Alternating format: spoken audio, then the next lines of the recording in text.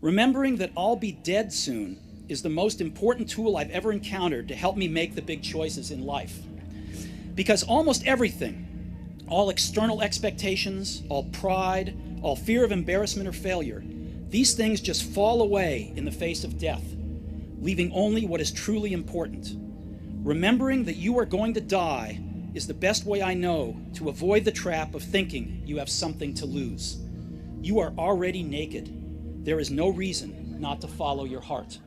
This quote is from a speech Steve Jobs gave to Stanford University graduates. He spoke there after undergoing chemotherapy in 2005 for pancreatic cancer. After that, he lived for another 6 long years. How Steve Jobs was treated and why one of the richest people on the planet could not keep himself safe. Watch in this video. Steve Jobs, the founder of Apple, always went against the crowd with his methods and eventually achieved his goals. But in 2003, he accidentally crossed paths with his urologist, who asked him to undergo a routine examination, a CT scan. His last checkup was 5 years ago, and it was time for a follow-up. His kidneys and ureters were fine, but there was a shadow in the area of his pancreas. A few days later, after persuasion from his doctor, he had a new scope taken of the pancreas. The diagnosis became clear. It was a tumor. That same day, he was given an endoscopic examination. An endoscope was used to go through his throat and stomach into his duodenum and pinch off part of the tumor, taking a biopsy. The results showed a very rare neuroendocrine tumor made of islets of Langerhans cells, that is, from the cells that produce the hormones that control metabolism, namely glucose. We know that the pancreas produces not only enzymes to break down food, but also hormones in the blood, such as insulin, glucagon, and somatostatin. It was the cells that secrete these hormones that made up Jobs' tumor. The doctors were very happy at the time because it was a rare and slow-growing type of tumor that could be cured completely with timely surgery. But Steve went his own way and decided that he could beat cancer on his own with a strict vegan diet with lots of carrots and fruit juices. He also practiced acupuncture and various herbal remedies. Like the other times, he relied on his intuition and the advice of his mentors from Tibet. In addition, he didn't want his body to be dissected. Perhaps he was afraid, but it's not the same in medicine as it is in marketing or sales. So all the while, Jobs was being treated with alternative methods. His tumor grew and the disease progressed. He refused surgery for 9 months, but eventually he had to agree, admitting that his methods were wrong. Finally, in July 2004, he had a second scan, which showed that the tumor had grown and possibly metastasized to nearby organs. Seeing the futility of his previous treatment, he eventually agreed to surgery. At Stanford University Medical Center, he underwent Whipple surgery. This pancreatico-duodenal resection is one of the most complex operations in abdominal surgery. The operation is the removal of part of the pancreas, along with part of the stomach, duodenum, and common bile duct. The surgery also revealed metastases to the liver. If Jobs had agreed to the surgery earlier, these metastases were not present. After surgery, he was given chemotherapy and targeted therapy based on the genetic features of his tumor. It must be said that life after surgery could no longer be the same as before, so he lost a lot of weight and looked sickly. But nevertheless, he believed he had beaten cancer and was glowing with optimism as he continued to work. But not everything was so easy. In 2008, it became clear that the disease was progressing. A liver transplant was decided upon by a concilium. Steve was put on a waiting list. He waited 3 months. But this transplant has a complicated history. After all, the surgeon James Eason, who performed the operation, now lives in Jobs' home in Memphis. Because Jobs was one of the first on the waiting list, the material wealth of the transplant surgeon is tied up. But Jobs did not wait long, because the committee decided that he was the most difficult patient at that time. So as soon as a suitable donor came forward, he would be operated on immediately. Steve Jobs flew by private plane to Memphis, where he underwent a liver transplant. He tolerated the operation well, although in the post-operative period, he contracted pneumonia against the background of immunosuppression. Steve managed to overcome it, and the doctors were optimistic about the future. As far as we know, immunosuppression, that is immune suppression, can have a bad effect on the body that is affected by the tumor and is fighting it, and can cause it to grow and metastasize. Doctors did everything they could to prolong Jobs' life. He managed to beat the disease by 8 years, which was a great result. But what if he had agreed to surgery immediately after accidentally discovering the tumor instead of waiting 9 months? Perhaps it would have been Jobs, not Tim Cook, who would have been the one introducing the new iPhone at this year's launch event. But history, like the history of medicine, knows no subjunctive mood. In 2011, metastasis affected many organs, including the lungs. On October 5th, 2011, Steve Jobs died of respiratory failure.